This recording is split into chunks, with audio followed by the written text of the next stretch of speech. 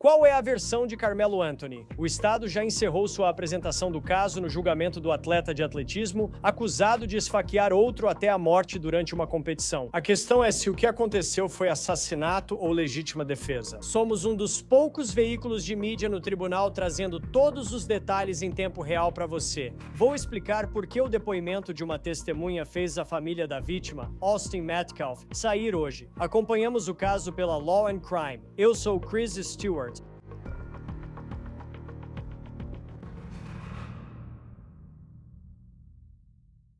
Hoje, a defesa começou a apresentar sua versão em um dos julgamentos de assassinato mais acompanhados do país. Com o futuro de Carmelo Anthony em jogo, seus advogados agora estão tentando mudar a narrativa. Os jurados ouviram dias de depoimentos, recebendo uma versão que pode decidir se ele será libertado ou se o adolescente ficará anos ou até a vida toda preso. Mas pairando sobre a defesa está uma pergunta que assombra este julgamento desde o início. Por que Carmelo Anthony tinha uma faca durante a competição de atletismo escolar daquele dia? Após os depoimentos das testemunhas da acusação, a defesa chamou o treinador de atletismo de Antônio como primeira testemunha. Desde que ele foi ao banco das testemunhas, os jurados ouviram uma versão diferente dos momentos antes do confronto fatal.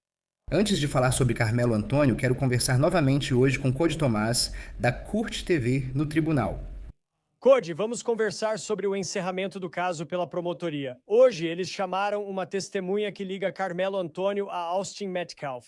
Era colega de equipe de Austin Metcalf e conhecia Carmelo Anthony até certo ponto. O nome dele é Ed. Por que o depoimento foi importante?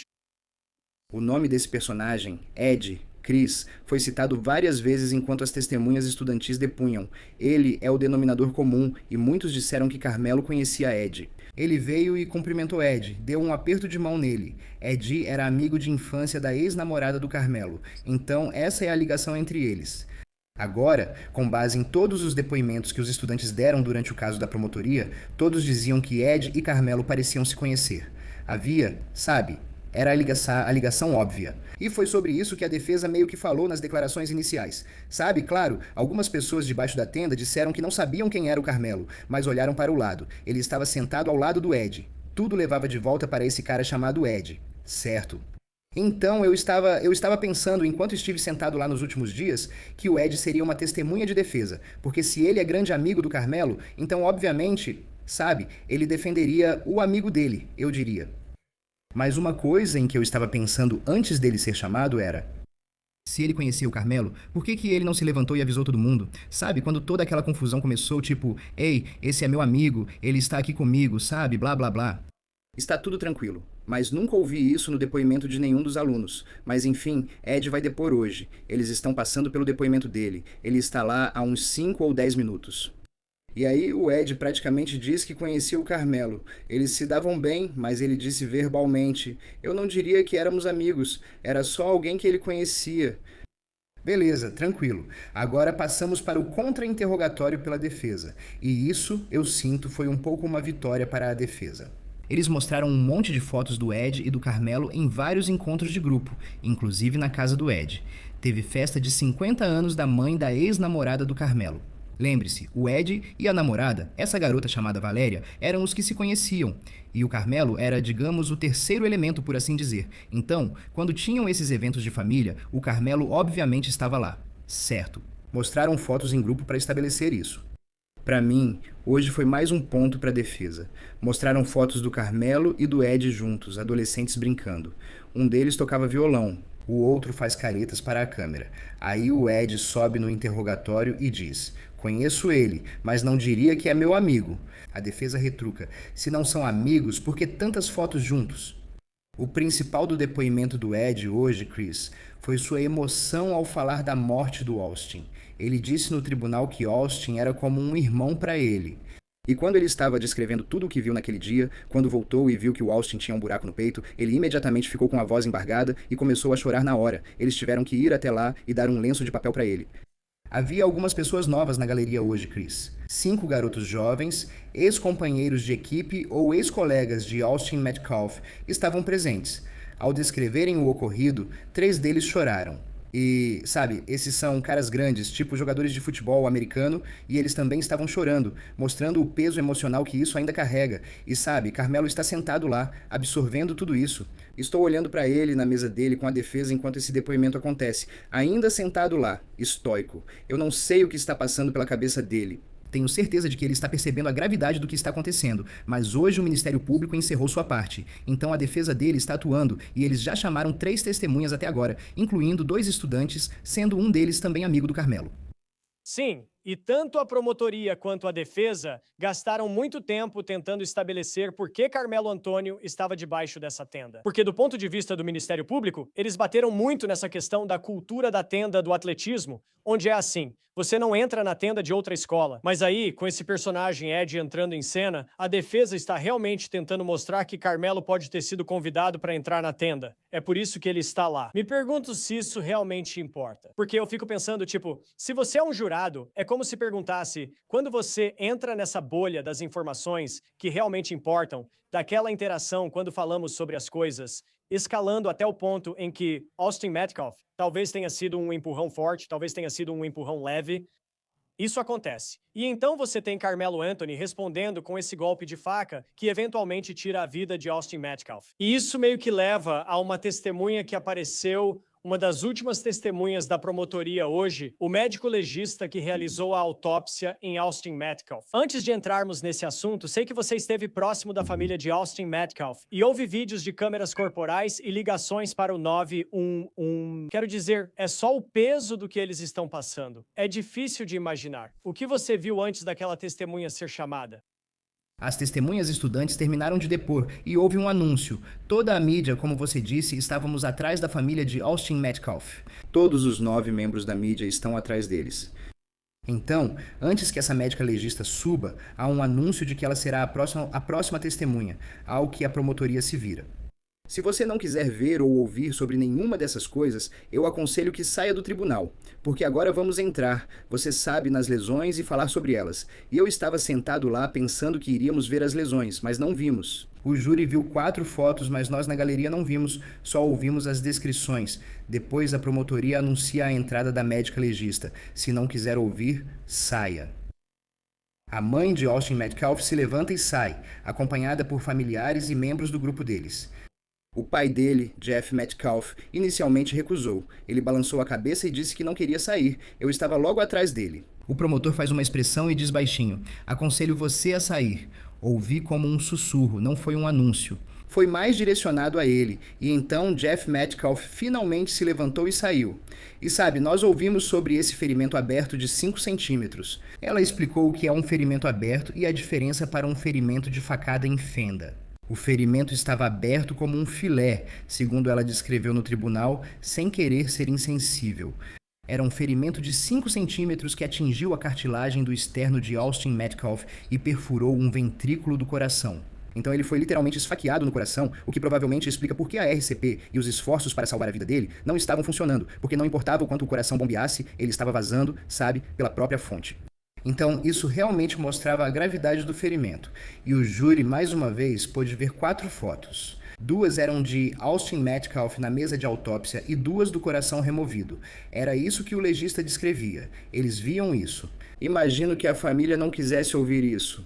Então, a mãe, o pai e mais algumas pessoas, talvez tios, tias ou amigos e apoiadores dos Metcalf, se levantaram e saíram. Eram cerca de 7 ou 8.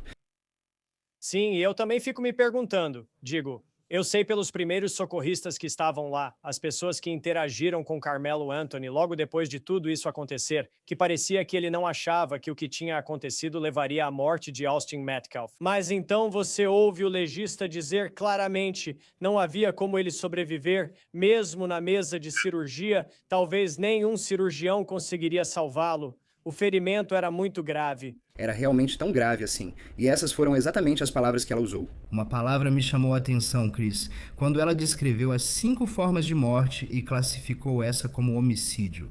Ao explicar homicídio ao júri, ela disse que é o ato intencional de causar a morte de outra pessoa.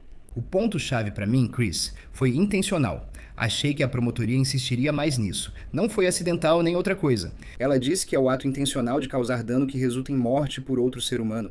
Então eu achei que isso foi algo forte, sabe? Que ela disse no tribunal.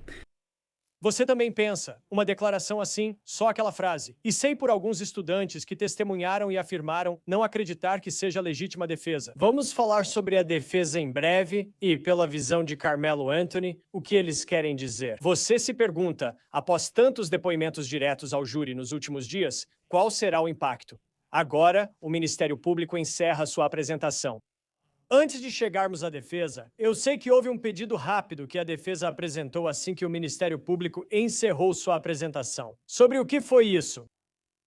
Sim, a defesa imediatamente entrou com um pedido de absolvição imediata. Em termos leigos, isso basicamente significa que a defesa diz ao juiz: olha, eu não acho que o Ministério Público realmente provou o seu ponto além de qualquer dúvida razoável.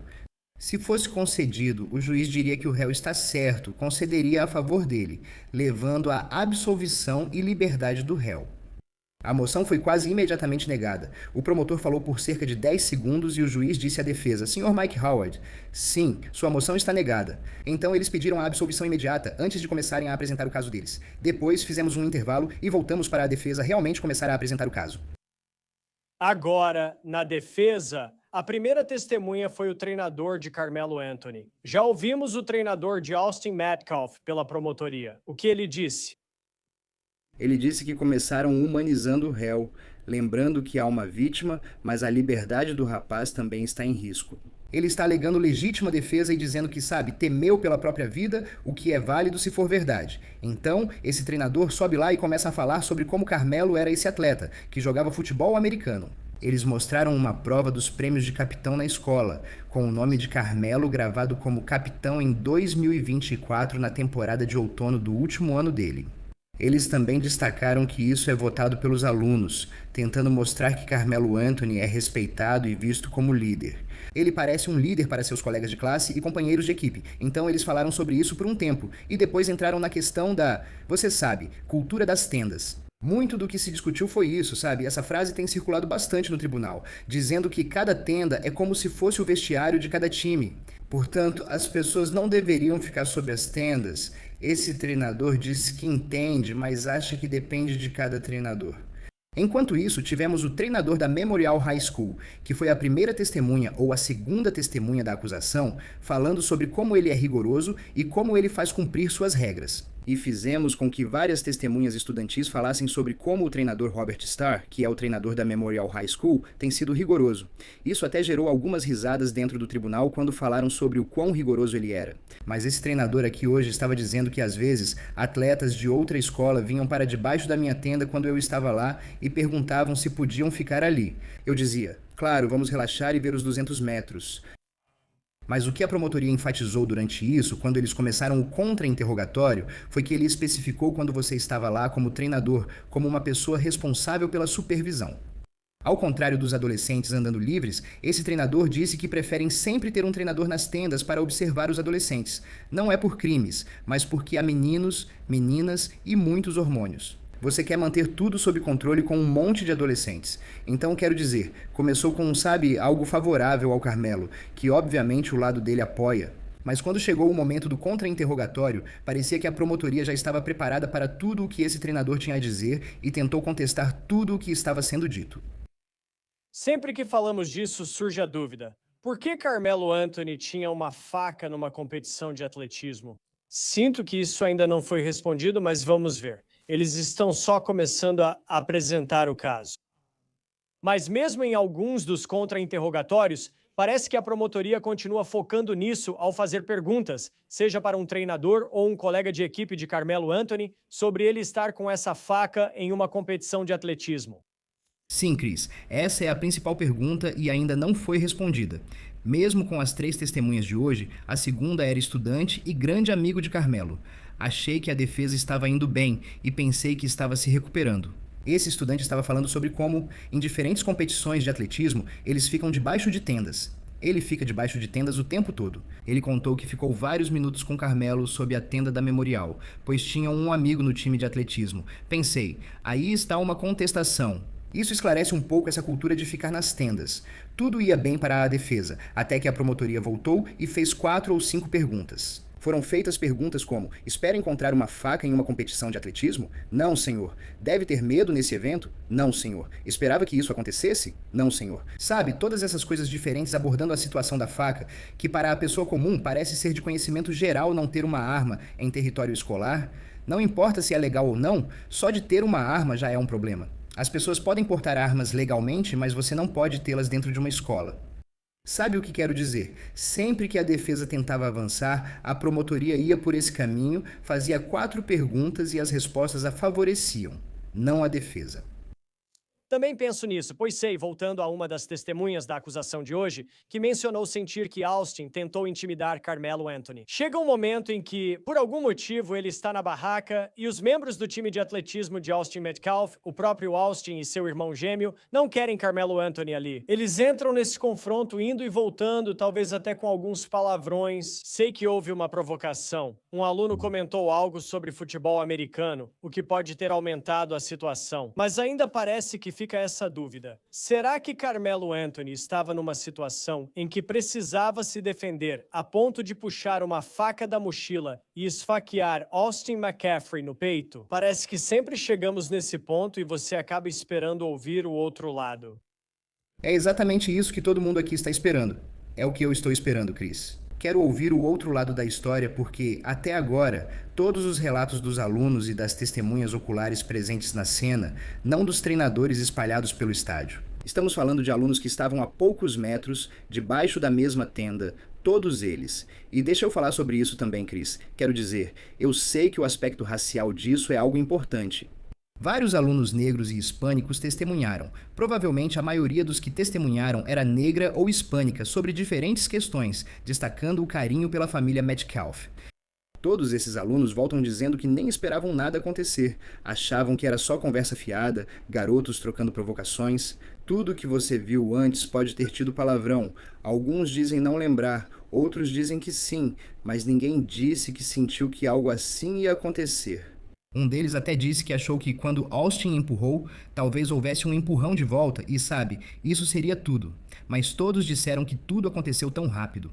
Só notaram o que ocorreu quando Austin levantou a camisa e viram o buraco no peito dele. Quanto ao que você disse, Chris, espero ouvir a defesa. Talvez Carmelo Anthony deponha sobre seus medos, o que adoraria. Quero ouvir os dois lados, pois assim temos um julgamento justo. Mas agora, até o momento, nós realmente não ouvimos nada que resulte em legítima defesa com o uso de força letal. Hoje, um estudante comentou sobre a pergunta da promotoria. Você acha que foi legítima defesa? Muitos estudantes apenas dizem, não senhor. Um deles comentou, não, isso foi força letal contra força não letal, o que é um ponto válido. E de novo, essas são coisas que, se você é um jurado sentado ali e ouve isso, sabe, como você rebate isso do ponto de vista da defesa? E eu fico pensando, será que Carmelo Anthony vai depor? E talvez ainda estejamos longe de saber se isso vai ser uma possibilidade ou não. Acho que até agora todas as testemunhas presentes que viram isso sob a tenda do time adversário são amigos de Austin Metcalf que estão testemunhando. Então isso certamente é uma desvantagem, falando francamente, para Carmelo Anthony e para ele contar o lado dele da história. E ele pode ser o único que consegue contar o lado dele da história quando se trata da defesa. Antes de ouvirmos a última testemunha que teve uma perspectiva interessante. O que você notou no júri hoje? Porque eu sei que ontem, anteontem, houve alguns momentos realmente emocionantes. Dava pra perceber que o júri estava ficando emocionado. Hoje não foi tão emocionante, Chris. Eles estavam mais concentrados do que qualquer outra coisa, especialmente nos momentos em que viram aquelas fotos da autópsia e, você sabe, o coração de Austin McCaskill literalmente fora do corpo dele. Eu estava esperando algum tipo de reação visceral, mas todos pareciam apenas, sabe, só sentados ali olhando, só acenando com a cabeça.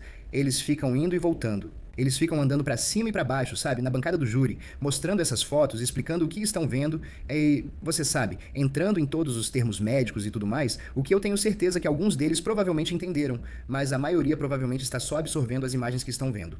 Mas eles estavam muito focados hoje, muito focados, realmente prestando atenção no que estava sendo dito no tribunal. Às vezes eu via os olhos deles se voltando para a mesa da promotoria. Eles olhavam para o outro lado, na direção de Carmelo Anthony, talvez procurando ver como ele reagiria a qualquer uma dessas coisas, mas nada realmente emocional desse júri hoje. Bem, e eu sei, quero dizer, a família de Austin McCaskill, como já falamos, como o pai dele às vezes põe a cabeça entre as mãos e dá para entender com tanta emoção, entre os apoiadores de Carmelo Anthony, não sei quais familiares estão atrás dele no tribunal.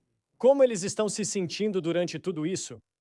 É só pura impassibilidade, Chris. Ninguém chora. Vi alguns homens abraçados com quem presumo serem esposas, namoradas ou talvez filhas. Tem um grupo deles ali, talvez de 15 a 20 pessoas do lado do Carmelo, a mesma quantidade aqui do lado do Austin Metcalf, mas eles estão sentados ali sem lágrimas de verdade. Ninguém seca lágrimas, apenas ouve e absorve. Só posso chamar isso de estoicismo. Agora, quanto a essa última testemunha, não vamos dizer o nome dele porque ele tem 17 anos, ele é estudante da Memorial High School, que é a escola do Austin Metcalf. E lendo as anotações do dia aqui, quando chegou a vez da defesa interrogá-lo, e ele era uma testemunha de defesa, essa pessoa conhecia Austin Metcalf, fazia parte do time e foi chamada pela defesa para depor. Ele tinha, me pareceu, uma visão um pouco diferente do ocorrido em relação a outros alunos que presenciaram. Sim, Chris. Foi curioso que antes ou quando ele subiu ao banco, o advogado de defesa afirmou que não tinham conversado antes. Ele confirmou. Sim, senhor. Só conversamos 2 minutos agora no corredor. Eu achei isso interessante porque se você está tentando, sabe, ganhar uma vantagem ou sair na frente, por que você teria uma testemunha com quem você não fez, sabe, a preparação de testemunha? Mas enfim, eles começam a conversar. Eles estão passando pelos acontecimentos. Eles levam cerca de 20 a 30 minutos para revisar os acontecimentos anteriores e o que o garoto viu. Ouvimos isso hoje pela primeira vez. Ele falou, sabe, Carmelo, aquela coisa da mão no bolso e me toca para ver o que acontece. Ele disse que Austin Metcalf deu um tapinha provocativo no ombro do Carmelo, tipo, me toca para ver o que acontece. Depois fala algo que ainda não tínhamos ouvido. Ele disse que Carmelo falou algo como, então me bate para ver o que acontece. Mas nenhum aluno confirmou esse depoimento até agora. Só me pergunto por que isso foi dito apenas agora, já que mais de 10 desses alunos já testemunharam e só foi mencionado neste depoimento. E aí, enquanto ele estava testemunhando, ele meio que discordava de algumas coisas que o advogado de defesa estava dizendo, obviamente fazendo perguntas para tentar encaixar na narrativa da defesa sobre a alegação de legítima defesa. E uma das narrativas que eles estão tentando passar é que esses garotos Metcalf eram uns caras grandes, tipo 1,85 m, 1,88 m, linebackers, mais de 90 quilos. E eles começaram a falar de novo sobre essa coisa de comparação de tamanho, entrando nesse assunto, e estavam falando sobre Austin. Austin tinha 1,85 m, 96 quilos, de acordo com o legista. A defesa diz que Hunter, irmão dele, tinha tamanho parecido, tentando passar a ideia de que eram grandalhões e valentões. Essa é a narrativa deles. Enquanto o advogado de defesa perguntava, vi Jeff Metcalf, o pai, balançando a cabeça como se dissesse que os meninos não têm o mesmo tamanho. E o jovem que estava no banco das testemunhas disse, eu não diria isso. E ele realmente disse que Austin era substancialmente maior do que Hunter, o que é muito interessante. Porque, quero dizer, você está seguindo essa narrativa e aí você tem uma testemunha no banco que deveria apoiar sua narrativa e ela está negando coisas que você está dizendo. Eu não sei como isso fica diante de um júri. Acho que é um pouco prejudicial. Não chega a ser extremo, mas também não é positivo. Sim, e eu vi que essa é uma das anotações que você colocou aí, algo do tipo, você tem o Hunter, que aparentemente é, e isso é antes do incidente acontecer. Hunter parece conversar com Carmelo Anthony.